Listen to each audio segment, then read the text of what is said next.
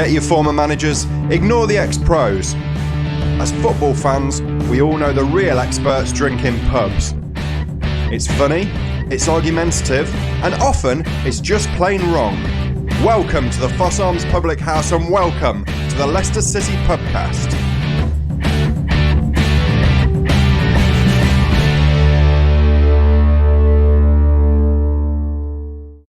Hello everyone, welcome to a tickled pink Fox Arms as the City just keep on winning in this fantastic season that we're having. My name's Tim and I want to say good evening to my two good friends. Killer, good evening. Good evening. And Norm. Good evening. Hope you're both doing well and we've got plenty to get into tonight, including Slavia reviews and previews, and I look back on Villa, I look forward to Arsenal and more truths and lies and another on this day in history. But first, I want to just say thank you to a couple of listeners who have contacted us over the past week. Firstly, thank you to Peter for a really fantastic email that he sent in, reminiscing a little bit about his days as a Leicester City fan. And I also want to say thank you to Mark Cottrell, who has picked me up on something that I said last week. And this podcast is nothing if not unreliable. And I think you've probably proved us right, Mark, because you did say Leicester have not played at the racecourse at Victoria Park. So I looked into this a little bit more. And Leicester City did play at Victoria Park. And the racecourse, as you quite rightly mentioned, Mark, moved in 1884 to the current place in Oadby. But in 1883... it was still in Vicky Park. Now, the question is, did Leicester City therefore play on a disused racecourse? I will leave you to mull that one over, Mark, but thanks ever so much for contacting us anyway. Norm, I hope you're very, very well. Let's get on to the meat of things and tell us about Slavia Prague. And I told you they were good. You did tell us they were good, and you were right. But firstly, I'd like to say I love the effort that they had put into their seating with having the seat saying fox hunting. I thought that was really good, and it just reminded me a little bit of our groundsman, etching this Champions League emblems into our pitch during the Champions League campaign. And I just think it's nice when the backroom staff just make that little bit of effort to make something a little bit more special. And fox hunting is frankly what they did. I mean, even though Brendan, I was very surprised that he played fundamentally a first 11, I thought. I think going into the game hoping to get the kind of result that meant that this Thursday's game would be like a dead rubber. And it just didn't go like that. Aside from Harvey Barnes' chance, I actually thought we were very lucky to come away with a draw. And it just goes to show that when you're playing in Europe, there really aren't any easy games. And it was so easy to see why domestically they've been unbeaten for so long, because they look like a really good side. But you know what? We battled hard. Those kind of games you just don't want to lose, and we didn't. We got a 0-0 draw, and with that, surely we're going to be we've got to be favourites to progress. But it does give Rodgers a little bit of a conundrum, doesn't it? With Arsenal at the weekend, Slavia Prague on Thursday. What kind of team does he play against Slavia Prague now? Because obviously, I'm pretty sure he'd hoped we would have been through, which is why he played such a strong team. But not a great day at the office, but coming away from there with a 0-0, given how good they looked on the day, I think I'll take that, bringing them back to King Power on Thursday. And Killer, I've had a little look today into the situation with away goals, because the rules have changed year on year, actually, and doubly interesting this year, given that some games are being played on neutral venues. But away, as far as I understand it, away goals will count after 90 minutes. Are we in a bit of trouble in this tie? Well, I don't know if we're in trouble. I agree with Norm. Look, they're a good side and they've got a formidable home record. And I think that reflected in the way that they played. Make no mistake about it, though. Look at their home record. Look how many games they've won consecutively. Therefore, 0-0 is actually a good result. And if you're asking me why Brendan Rodgers played a strong side, I think it was because he realised that they were a good side, pretty physical, knew how to cheat as well. I'll throw that one in. And I don't think we were necessarily at the mercy of a particularly good referee, who at times I thought had an absolutely horrific game. Are we in trouble? You should still favour us at home, albeit we've got this horrifically erratic home record. It's a flip of a coin. We can either be brilliant like we were against Brighton and Chelsea, or we can play like we did against Leeds, in which case we will go out of the tie. You'd still favour Leicester, and he's still going to have to play a very strong side, I'm afraid, for us to get through. Yeah, it does look that way now, which is not ideal looking ahead to the weekend's fixtures, but we'll come on to that. What about Villa then, Killer? Things moved on, and as with our club at the moment, things moved upwards. Yeah, Leicester City away are a formidable team. There's no getting away for it. And I've got to say, I thoroughly enjoyed the Sunday afternoon fare. I'm sure you guys did. But maybe not quite as much as Leicester City's new massive fan. And that's Gareth Southgate, who once again made that essential business trip, didn't he? Or from his home, no doubt giving his nagging wife a kiss on the cheek, and off to see his favourite Leicester City team. He's probably actually watched Leicester City live more times this season than Damari Gray. He certainly enjoys his afternoons out. But anyway, let me talk about the game. I think we let them off the hook. For 25 minutes, we've absolutely destroyed them. Scored 2. And let's be honest, fellas, at that stage, I think we all thought, hang on a minute, this could be 4, 5. We could really go to town. And we just stopped playing. We inexplicably really stopped playing. I thought they were poor. We gave them a very, very poor goal to let them back in. Thereafter, to be honest, they didn't really have... I can't think of a save that Schmeichel made, despite the fact they had plenty of the ball. We were obviously lumping more and more holding midfielders on. I think if he carried on at that rate, we'd have pretty much had a defensive team altogether. But look, all about the win. 3 good points, not a classic performance. I don't actually happen to think Leicester City are playing that well at the minute. But what Leicester City have become, certainly since Soyuncu's come back, is we've become solid and we're not conceding many goals at all. We've actually become really difficult to beat. And I didn't think I'd ever say that under Brendan Rodgers. Good point on Soyuncu, Norm. Is he going to be able to drop him when Fofana's fit? Well, it's back to that age-old conundrum, isn't it?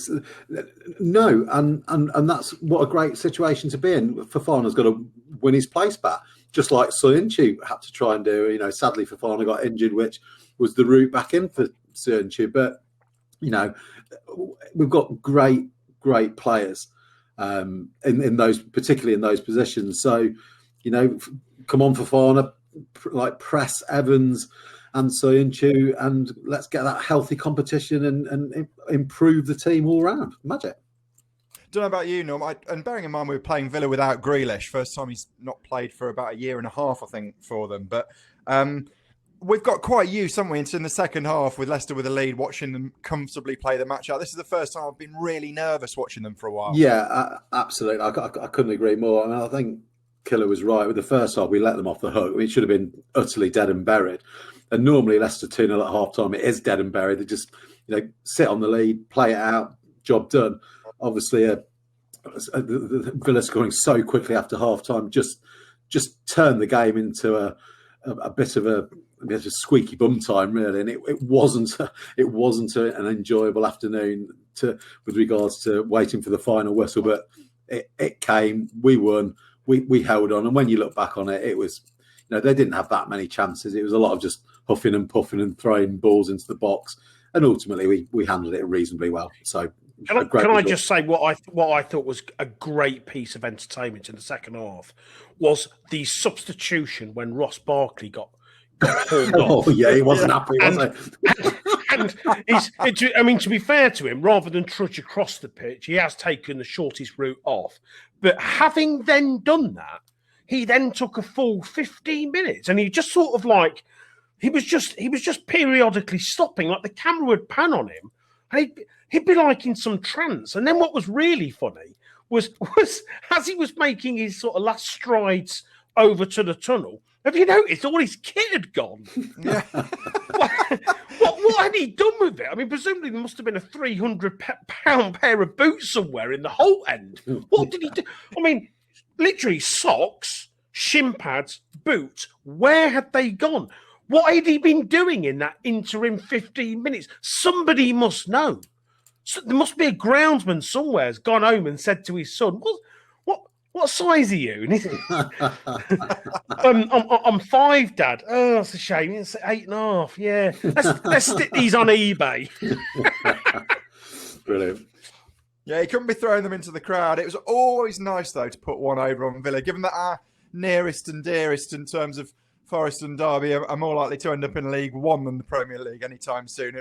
Villa's as close to a local derby as we can get at the moment. So it's nice to win that and a good bounce back from a tough game midweek.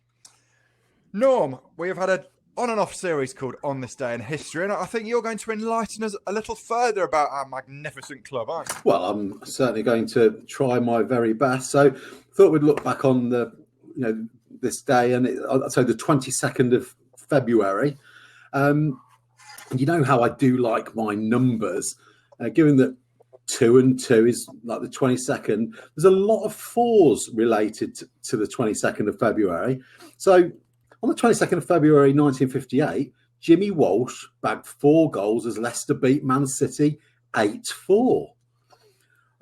You might be quite interested to know that Leicester and Tottenham played out a 4-4 draw on Sunday, the 22nd of Feb 2004. You should remember that one. Yeah, I'm sure you do. I'm sure you'll also remember, and I'm not sure how you voted, that on the 22nd of Feb 2003, we actually voted as to whether we should remain as Leicester City or go back to our first original name of Leicester Foss. We just on that one, Norm, was it? I think I was at that game. Didn't they ask us to hold up cards? Yeah, we voted. Awful. We voted during the half-time interval.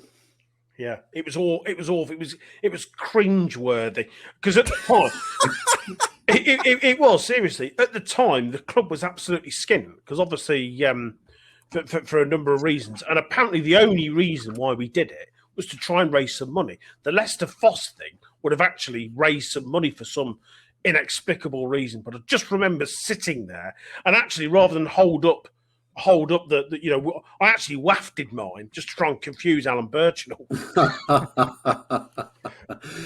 Yeah, I guess it would have been a fortune, wouldn't it, in merchandising? Everyone's buying Leicester Foss. Exactly. I voted Leicester City. I don't know about you two. Oh yeah, definitely. Another one. This is obviously very pleasing. An Ian Marshall hat trick on the 22nd Feb 1997. Flores beat Derby 4-1. Yeah, but that one. But the one that I wanted to just cover in a slightly more detail.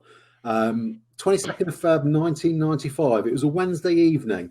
I actually remember this very well because I was selling posters in Copenhagen at the time. One of the favourite jobs I've ever had. It was, so remember being out and drinking in Copenhagen and trying to get the scores of the game. And it's actually the season that Brian Little, the Judas, left us for Villa. We were playing Aston Villa away. And it wasn't going very well for us. With only 13 minutes left, we were 4-1 down, and it was just looking like a really, really bad day. At this point, one of our very good friends, Rick's, left the match. Now, I don't know that it was linked to him leaving the match, the fact that shortly after Ewan Roberts headed home a second, David Lowe made it 4-3. And then in injury time, David Lowe, bless him, pulled out a 4-4 draw as Ricks is desperately trying to get back into Villa Park to try and see us equalise. But obviously gave us a little bit of revenge on Aston Villa that season and Brian Little for doing what he did to us. But kind of since then, we've looked up and Little and Villa have kind of looked down. So all in all, a good day. And I think the 22nd of Feb is therefore a pretty good day in Leicester's history. I was actually at that Villa game, by the way. Were you? Yeah. I was at the Villa game, and absolutely 100% true story. Me and a friend of mine still talk about this.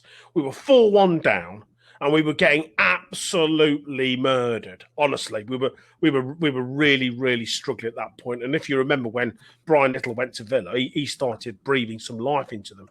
And Tommy Johnson missed an open goal in front of the Leicester fans, and he was getting barracked. And I remember he stood there in front of us, gesticulating with his hands, gesturing 4-1. Just 4-1 like this and laughing. And I turned around to my mate next to me and said, "Come on, mate, let's clear off." Now, if I'd been driving, we would have gone. But because he was driving, he went, "Oh, I'm not going yet. Not going yet." And it was, I would say, without question to this day, it is the most unbelievable last close, sort of 15 minutes of a football match you have ever seen. There were grown men when that last fourth goal went in, were literally coming over seats. It was unbelievable. Unbelievable atmosphere. But anyway, I digress. Great night, though. Nice symmetry, Norm, finishing on a Villa point as well. Superb.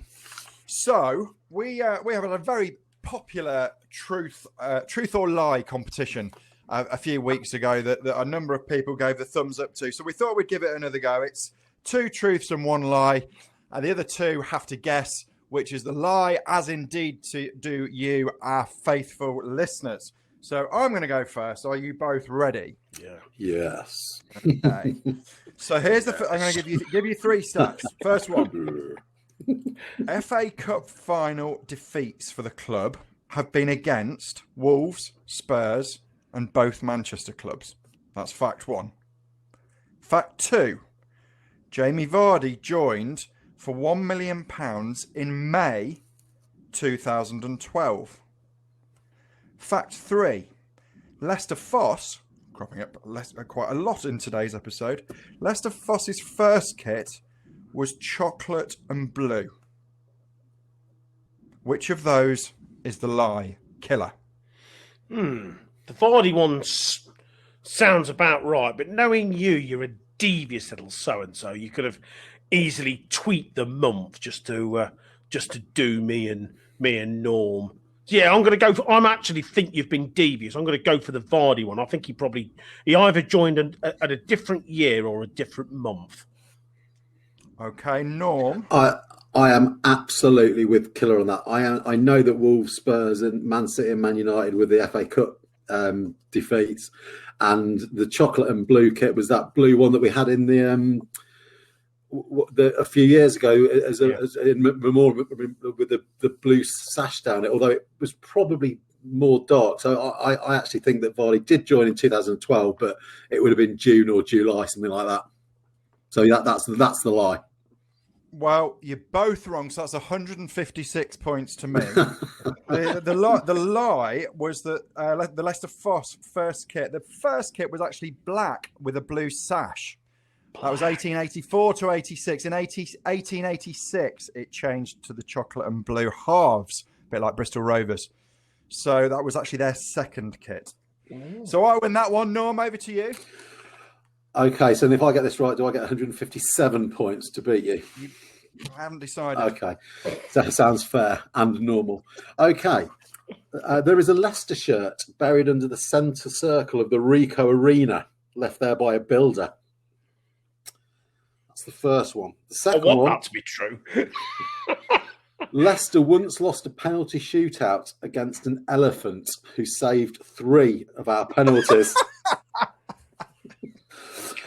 And the third one is I was due to be a mascot for LCFC versus Watford in 1979, but Jock Wallace scared me and I wouldn't go out with the players.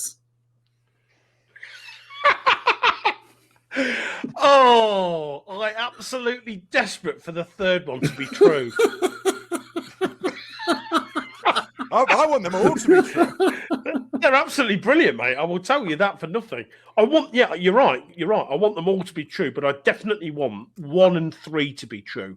So in which case, I'm going to say the elephant one, which I'm sure is actually true, but I'm just going to hope it isn't, and I'm going to say that's the lie.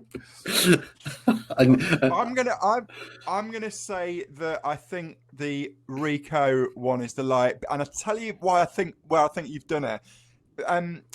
Southampton, in their stadium, which is the replica of our stadium, I think there's a very well-known story that the builders there, a lot of them were Pompey fans, and there's a Pompey shirt under St Mary's centre circle. So I think you've taken that story and tried to transpose that. So I'm going for that one. Okay, and I am absolutely delighted to announce that even though you chose separate answers, you are both incorrect.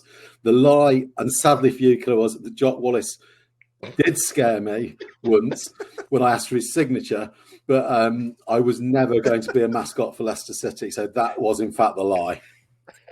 So what about the elephant? The elephant is a true story. In Leicester Foss, they basically played obviously not a league game with a team with an elephant. It was like an exhibition thing, and the elephant, whilst it didn't take the penalties, but it saved 3 of our spot kicks. Now, how it saved them, I don't know. Apart from the fact I suspect it was basically covered the entire goal. So, but that was true in the 1890s. That was. Wow. Very good. Right, man. Just before I do my 3, can I just quickly give you what I think was a really, really, really funny story? Obviously, I've got millions of stories, and this is just another one. So just sit back and chill out. I got contacted at work about 5 years ago by an old school pal who I hadn't seen since we left school in 1986, and he turned around to me and he said, I can't even tell this story without laughing. He said, "Where do you work? I've got a present for you." Right? So I've turned round and told him where I worked, and he arranged to come in, and he walked in and he presented in front of me. Presented in front of me this little box, which I opened up, and he had this big grin on his face, and he went, "You won't believe what I've got," right? And I pulled this mug out. And on the front of this mug is this little blonde-haired mascot going back to the 80s, little kid in a Leicester City kit standing in front of the old cop end. And I went, "Yeah, brilliant. Who's that?" And he said, "It's you." Right? And I went, "Is it?" And he went, "Yeah, it was when you were mascot." Right? I didn't have the heart to tell him that I've never been mascot. So I've literally just played along and gone, "What a really lovely, thoughtful present, mate. Thanks so much." And one of my mates just walked up and gone, "Oh, that's nice. What's that?" And I went, it's a mug." And he went, "Who's the mascot?" I went, "It's me." He went, "That's not you." I went, "No, it is. It is me, isn't it?" I got at home a Leicester City mug presented by a friend of mine with some random kid on the front of it, and he thinks it's me. That is brilliant. Oh dear, sorry about that, guys. I digress. We'll edit that out later. Right? Okay. Two truths and a lie. You ready, fellas? These aren't, by the way, as good as Norm's. Norm's were brilliant. Right. You're suggesting they're better than mine, are you? Yeah. Thanks for that Brilliant. Yours were random. Norm's were funny. These are somewhere in the middle. Fact number 1. Gordon Banks is the most capped international player or won the most international caps as a player when he was at Leicester City. Okay. Fact number 2. Mark Schwarzer was the oldest player ever to play for Leicester City. Fact number 3, Steve Howard holds the club record for the most number of appearances from the subs bench. Can I go first on this, Tim? Go on. I'm pretty sure that the Mark Schwarzer thing is correct.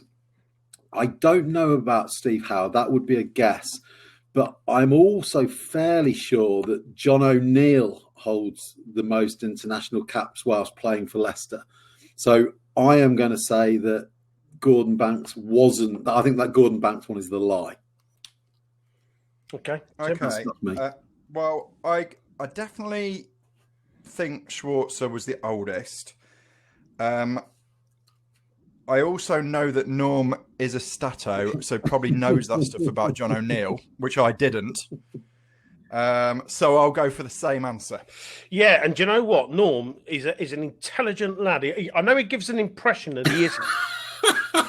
It's not hard to give that, is but it? he is actually absolutely spot on. And I've got to say, I'm slightly gutted as well, Norm, because when I found out that the most capped player was John O'Neill, I was absolutely gobsmacked. Yeah. Seriously, but you are absolutely right, mate. Yeah, John O'Neill. So that is the lie. Steve Howard, by the way, I think it was 55 appearances off the bench. I mean, think about that. That's like 1.5 seasons only coming off. And the other fact as well, I bet you didn't know this, he scored every single time he came off the bench.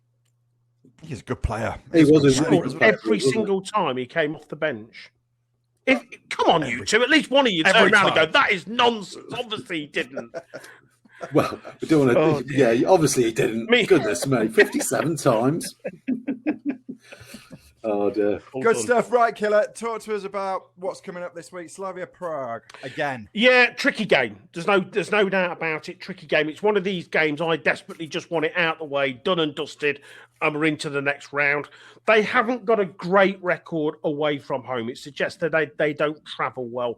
But just to allude to what I mentioned earlier, we have got this horrifically erratic record. We're either really good at home or we are abject. We never quite know who's going to turn up.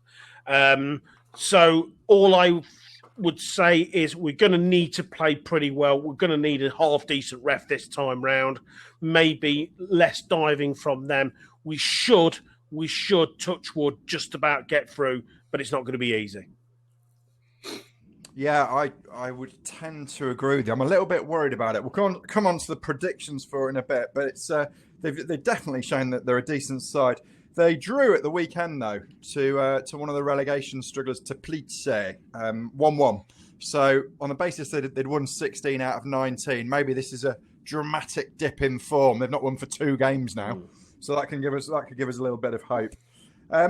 Then, Norm, coming on to the weekend and Sunday, inevitably, we've got Arsenal. Before we talk about that, it's just a little look at the top 4 or the top 4 prospects with both of you, assuming that we're not going to be catching Man City. So we keep on winning. We're doing fantastically well, but so do West Ham. Chelsea's revival is underway, and are we really believing, Killer, that Liverpool are not going to make the top 4? Yeah, I mean, it's astonishing. I can't believe I'm even saying it. Their fall from grace has just been absolutely incredible.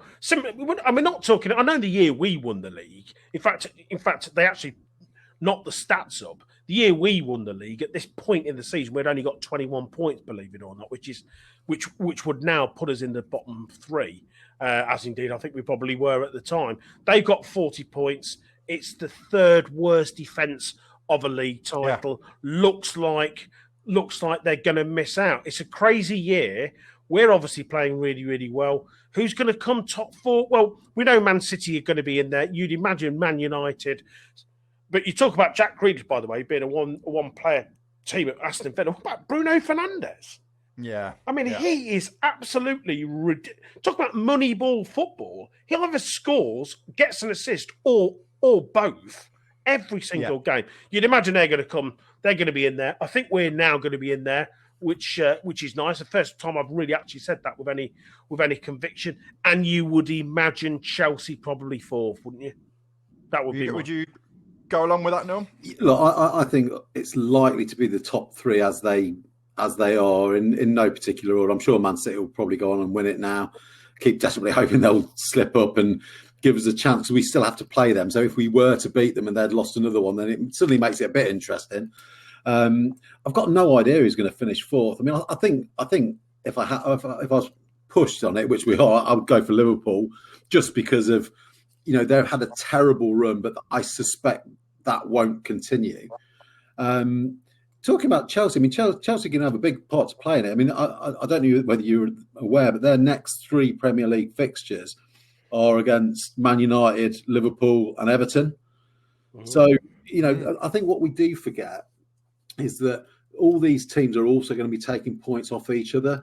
And, it's how we can react as a club to make sure when Chelsea are playing Man United, let's make sure we go out and beat Arsenal. We've got an easier game, haven't we?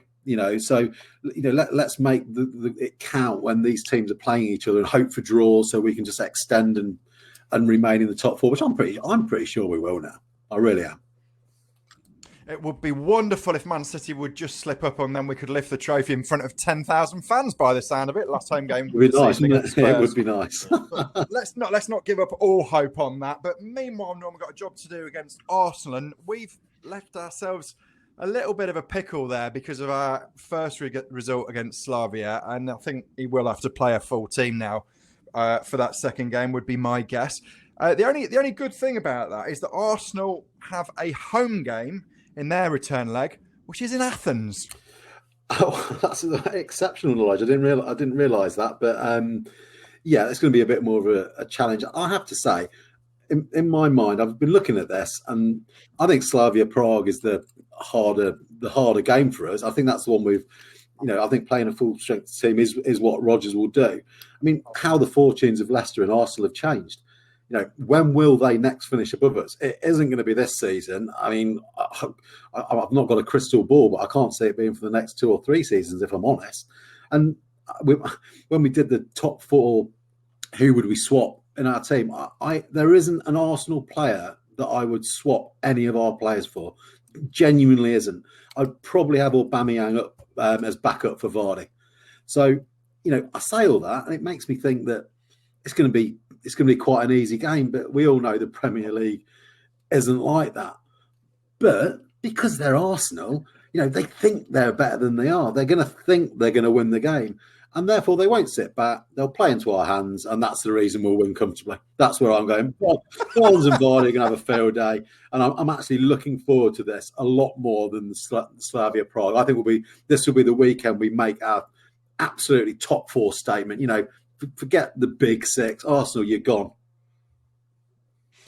Love the positivity as always, Norm. Killer, would you tend to go along with Norm's ultra-optimistic view against Arsenal? Yeah. I mean, I watched the Arsenal-Man City game yesterday, and actually I thought there was times where Arsenal played reasonably well, but there's just no cutting edge. And you can't help thinking that I totally agree with Norm. In terms of their team, in terms of their squad, I think it's an awful squad. Really, really, really desperately poor squad. I don't think there would be any point in them getting rid of Mikel Arteta. They may as well just ride it out now and see where he takes them, because you can get a new manager in. I mean, you're taking over absolute dross, to be perfectly honest with you. I don't think it's a team capable. I think there's at least 8 better teams in the Premier League than Arsenal at the moment. But you're quite right. It's the Premier League. You never know. And every team in the Premier League, let's be honest, we only have to look at who we've lost to. And I keep banging on about it. We only have to look at the catalogue of teams that we've lost to this season. I mean, it still riles me that we lost to Fulham, for instance. But you still got to fancy us. You still got to fancy us, and I think we will win. Could have been right in that title shout, couldn't we, without those so silly annoying games that we lost. Yeah. But then again, we beat Liverpool. We probably weren't expecting to do that. Right then, guys, let's look at the predictor table with Trump Wales IPA. 1 point for the right result and 3 points for the precise score. And like a phoenix rising from the flames, Killer, you ended up with 3 points this week. So we all predicted wins against Slavia, and we're all horribly mistaken about that. But we all predicted wins against Villa. Norm and I picking up a point each, but Killer, you got it spot on at 2-1, leaving yourself on 10 points, me on 13, and Norm on 17 going into this week. Another double game week, as it always is in this season. So, Norm, let's have your Slavia and Arsenal predictions for Leicester to win. Okay, indeed, and I'm not going to go 2-1. I'm going to go, in both games, I'm going to go 3-1 Leicester. 3-1 Leicester in both. Killer, how about you? Nervy 1-0 against Prague, and I'm going to go a very similar performance to the performance against Aston Villa. I'm going to go for 2-1 Leicester. 2-1 against Arsenal, so two more wins. Yeah, I really hope our home form is suspended because this is a European game. I think we're going to beat Slavia 2-0. And then I think we'll nick it against Arsenal 1-0. So we're all going for 2 wins on what would be another fantastic week for the club. It's been a great week for us in the UK, or a great day anyway, hearing finally that the lockdown is coming towards an end. So hopefully you guys out there are enjoying that news. Tim, just before we go, can I just say good luck to Nigel Pearson? I'm a massive Nigel Pearson fan. I think he's a brilliant, brilliant manager. And good luck to Nigel Pearson. He's just been appointed Bristol City manager till the end of the season. Yeah, great point, Killer. I couldn't agree more. It'd be interesting to see if Shaky goes there. I notice he's at Villa these days. So, good luck, Big Nige. Hope that goes well for you. So on behalf of Killer and Norm and myself, I'm going to say thanks very much. If you do want to contact us, various people are starting to do these days. Thanks very much for all your input. Join us at Leicester City Pubcast at gmail.com, and we'll see you next week.